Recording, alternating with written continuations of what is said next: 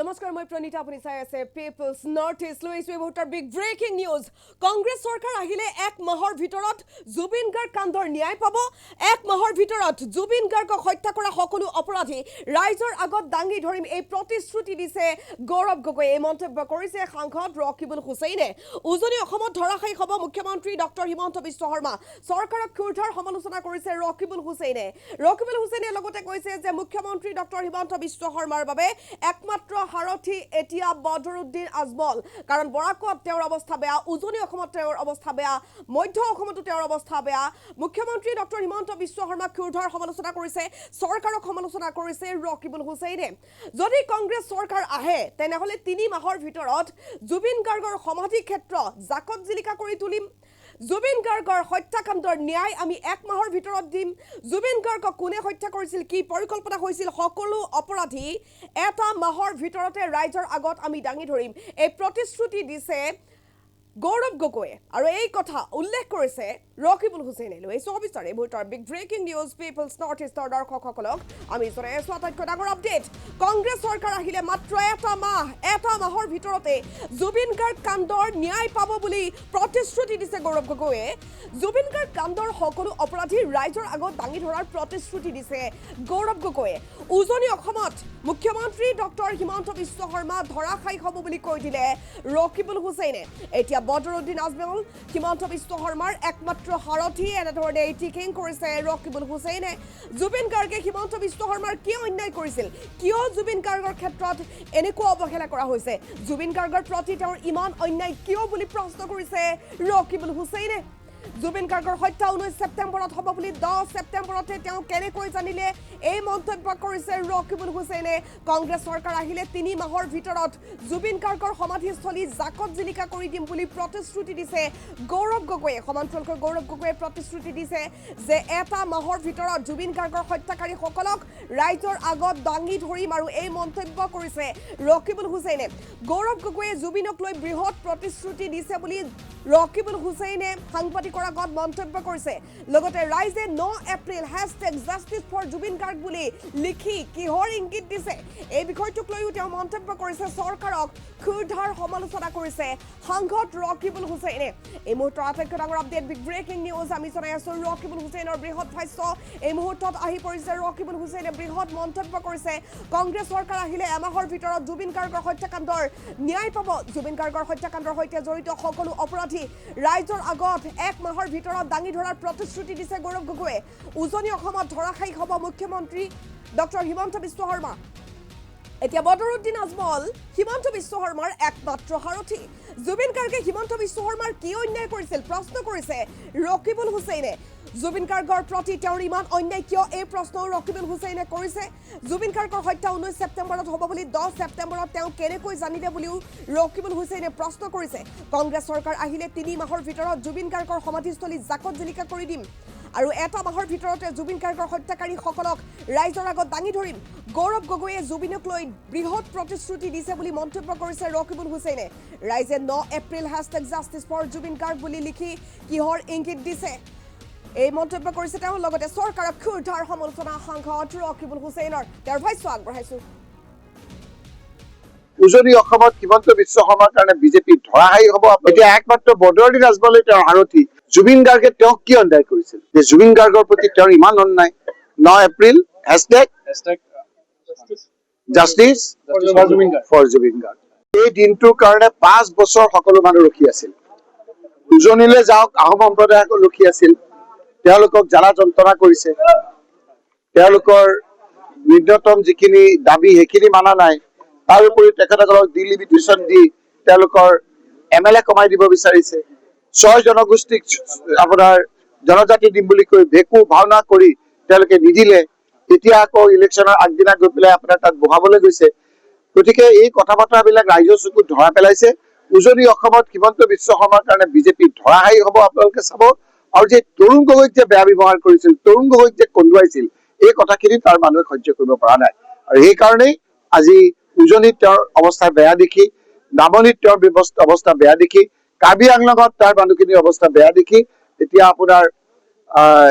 বৰাকত তেওঁৰ অৱস্থা বেয়া দেখি এতিয়া তেওঁক আকৌ পুৰণা বন্ধু বদৰুদ্দিন ৰাজবল ডাঙৰীয়ালে মনত পৰিছে। এতিয়া একমাত্ৰ বদৰুদ্দিন ৰাজবলে তেওঁৰ সাৰথি, যিজনক তেওঁ কৈছিল, বদৰুদ্দিন ৰাজবল ডাঙৰীয়াই কৈছিল যে মোৰ বহু দিনৰ এটা ইচ্ছা যে মোৰ MLA হিমন্ত বিশ্ব শৰ্মাক মুখ্যমন্ত্ৰী বনাব খুজিছো। আৰু হিমন্ত বিশ্বই কৈ আছিলে যে বহুত দিন কা তামান্না থা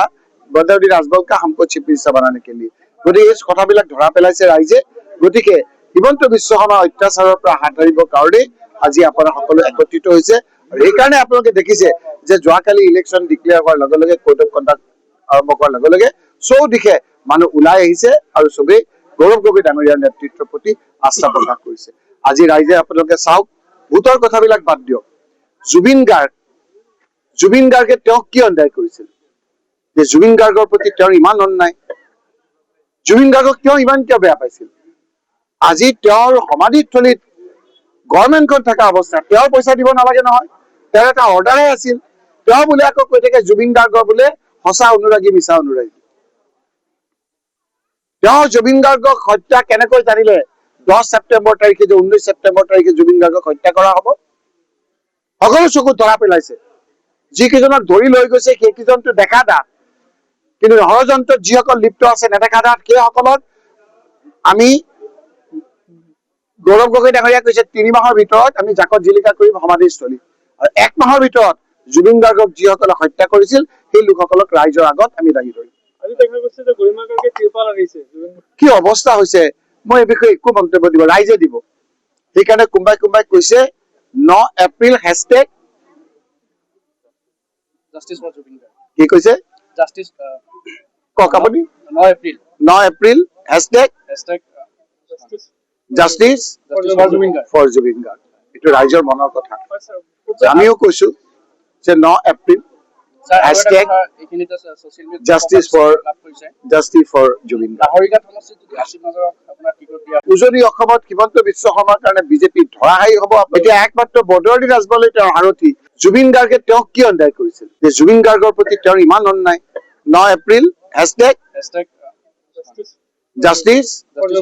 ফৰ জুবিন গাৰ্গ। এই দিনটোৰ কাৰণে 5 বছৰ সকলো মানুহ ৰখি আছিল। উজনিলৈ যাওক, আহোম সম্প্ৰদায়সকল ৰখি আছিল। তেওঁলোকক জ্বালা যন্ত্ৰণা কৰিছে, তেওঁলোকৰ ন্যূনতম যিখিনি দাবী সেইখিনি মানা নাই। তাৰ উপৰি তেখেতসকলক ডিলিমিটেশ্যন দি তেওঁলোকৰ MLA কমাই দিব বিচাৰিছে। 6 জনগোষ্ঠীক আপোনাৰ জনজাতি দিম বুলি কৈ ভেকু ভাওনা কৰি তেওঁলোকে নিদিলে। এতিয়া আকৌ ইলেকশ্যনৰ আগদিনা গৈ পেলাই আপোনাৰ তাত বহাবলৈ গৈছে। গতিকে এই কথা বতৰাবিলাক ৰাইজৰ চকুত ধৰা পেলাইছে। উজনি অসমত হিমন্ত বিশ্ব শৰ্মাৰ কাৰণে বিজেপি ধৰাশায়ী হ'ব আপোনালোকে চাব। আৰু যে তৰুণ গগৈক যে বেয়া ব্যৱহাৰ কৰিছিল, তৰুণ গগৈক যে কন্দুৱাইছিল, এই কথাখিনি তাৰ মানুহে সহ্য কৰিব পৰা নাই। আৰু সেইকাৰণেই আজি উজনিত তেওঁৰ অৱস্থা বেয়া দেখি, নামনিত তেওঁৰ অৱস্থা বেয়া দেখি, কাৰ্বি আংলঙত তাৰ মানুহখিনিৰ অৱস্থা বেয়া দেখি, এতিয়া আপোনাৰ বৰাকত তেওঁৰ অৱস্থা বেয়া দেখি এতিয়া তেওঁক আকৌ পুৰণা বন্ধু বদৰুদ্দিন ৰাজবল ডাঙৰীয়ালে মনত পৰিছে। এতিয়া একমাত্ৰ বদৰুদ্দিন ৰাজবলে তেওঁৰ সাৰথি, যিজনক তেওঁ কৈছিল, বদৰুদ্দিন ৰাজবল ডাঙৰীয়াই কৈছিল যে মোৰ বহু দিনৰ এটা ইচ্ছা যে মোৰ MLA হিমন্ত বিশ্ব শৰ্মাক মুখ্যমন্ত্ৰী বনাব খুজিছো। আৰু হিমন্ত বিশ্বই কৈ আছিলে যে বহুত দিন কা তামান্না থা বদৰুদ্দিন ৰাজবল কা হামকো চিফ মিনিষ্টাৰ বানানে কে লিয়ে। গতিকে এই কথাবিলাক ধৰা পেলাইছে ৰাইজে। গতিকে হিমন্ত বিশ্ব শৰ্মাৰ অত্যাচাৰৰ পৰা হাত সাৰিবৰ কাৰণে আজি আপোনাৰ সকলো একত্ৰিত হৈছে। আৰু সেইকাৰণে আপোনালোকে দেখিছে যে যোৱাকালি ইলেকশ্যন ডিক্লেয়াৰ হোৱাৰ লগে লগে কোড অফ কণ্ডাক্ট আৰম্ভ কৰাৰ লগে লগে চৌদিশে মানুহ ওলাই আহিছে আৰু চবেই গৌৰৱ গগৈ ডাঙৰীয়াৰ নেতৃত্বৰ প্ৰতি আস্থা প্ৰকাশ কৰিছে। আজি ৰাইজে আপোনালোকে চাওক, ভোটৰ কথাবিলাক বাদ দিয়ক, জুবিন গাৰ্গে তেওঁক কি অন্যায় কৰিছিল যে জুবিন গাৰ্গৰ প্ৰতি তেওঁৰ ইমান অন্যায়,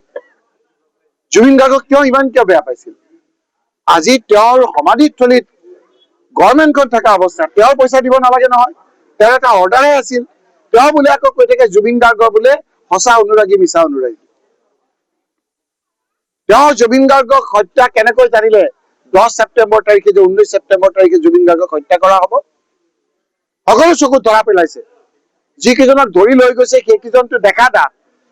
কিন্তু ষড়যন্ত্ৰত যিসকল লিপ্ত আছে নেদেখা দাত সেইসকলক আমি গৌৰৱ গগৈ ডাঙৰীয়া কৈছে 3 মাহৰ ভিতৰত আমি জাকত জিলিকা কৰিম সমাধিস্থলী, আৰু 1 মাহৰ ভিতৰত জুবিন গাৰ্গক যিসকলে হত্যা কৰিছিল সেই লোকসকলক ৰাইজৰ আগত আমি দাঙি ধৰিম। কি অৱস্থা হৈছে মই এই বিষয়ে একো মন্তব্য দিব, ৰাইজে দিব। সেইকাৰণে কোনোবাই কৈছে 9 April hashtag justice for Zubeen Garg কি কৈছে জাষ্টিছ কওক আপুনি 9 April 9 April hashtag hashtag justice for Zubeen Garg for Zubeen Garg এইটো ৰাইজৰ মনৰ কথা আমিও কৈছো যে 9 এপ্ৰিল স্যাৰ আৰু এটা Hashtag কথা এইখিনিতে ছ'চিয়েল মিডিয়াত Justice for- লাভ কৰিছে জাষ্টিছ ফৰ জুবিন গাৰ্গ নাগৰিকাত সমষ্টিত যদি আছিফ নজৰক আপোনাৰ টিকট দিয়া উজনি অসমত হিমন্ত বিশ্ব শৰ্মাৰ কাৰণে বিজেপি ধৰাশায়ী হ'ব এতিয়া একমাত্ৰ বদৰুৱানী ৰাজবলে তেওঁৰ সাৰথী জুবিন গাৰ্গে তেওঁক কি অন্যায় কৰিছিল যে জুবিন গাৰ্গৰ প্ৰতি তেওঁৰ ইমান অন্যায় 9 April hashtag hashtag justice for Zubeen Garg for Zubeen Garg এই দিনটোৰ কাৰণে 5 বছৰ সকলো মানুহ ৰখি আছিল উজনিলৈ যাওক আহোম সম্প্ৰদায়কো ৰখি আছিল তেওঁলোকক জ্বালা যন্ত্ৰণা কৰিছে তেওঁলোকৰ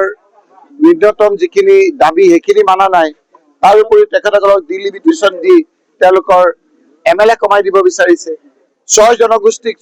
আপোনাৰ জনজাতি দিম বুলি কৈ ভেকু ভাওনা কৰি তেওঁলোকে নিদিলে এতিয়া আকৌ ইলেকশ্যনৰ আগদিনা গৈ পেলাই আপোনাৰ তাত বহাবলৈ গৈছে গতিকে এই কথা বতৰাবিলাক ৰাইজৰ চকুত ধৰা পেলাইছে উজনি অসমত হিমন্ত বিশ্ব শৰ্মাৰ কাৰণে বিজেপি ধৰাশায়ী হ'ব আপোনালোকে চাব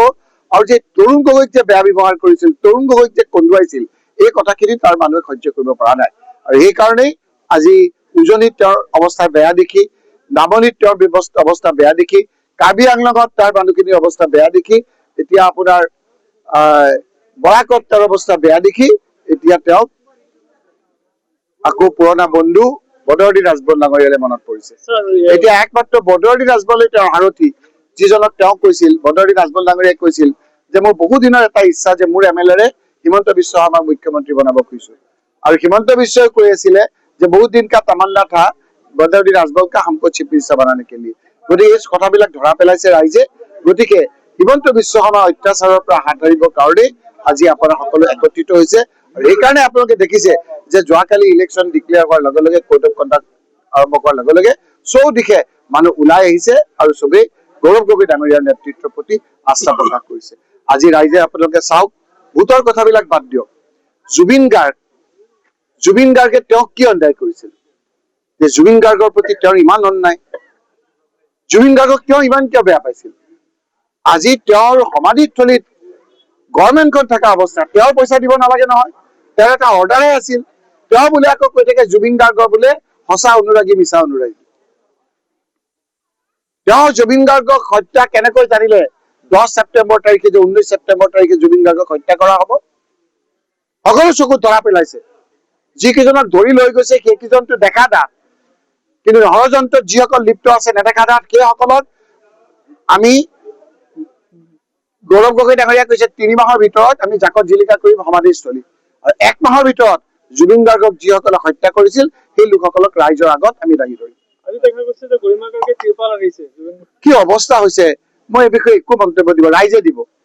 সেইকাৰণে কোনোবাই কৈছে 9 April hashtag justice for Zubeen Garg কি কৈছে জাষ্টিছ কওক আপুনি 9 April 9 April hashtag hashtag justice for Zubeen Garg for Zubeen Garg এইটো ৰাইজৰ মনৰ কথা আমিও কৈছো যে 9 এপ্ৰিল স্যাৰ আৰু এটা Hashtag কথা এইখিনিতে ছ'চিয়েল মিডিয়াত Justice for- লাভ কৰিছে জাষ্টিছ ফৰ জুবিন গাৰ্গ নাগৰিকাত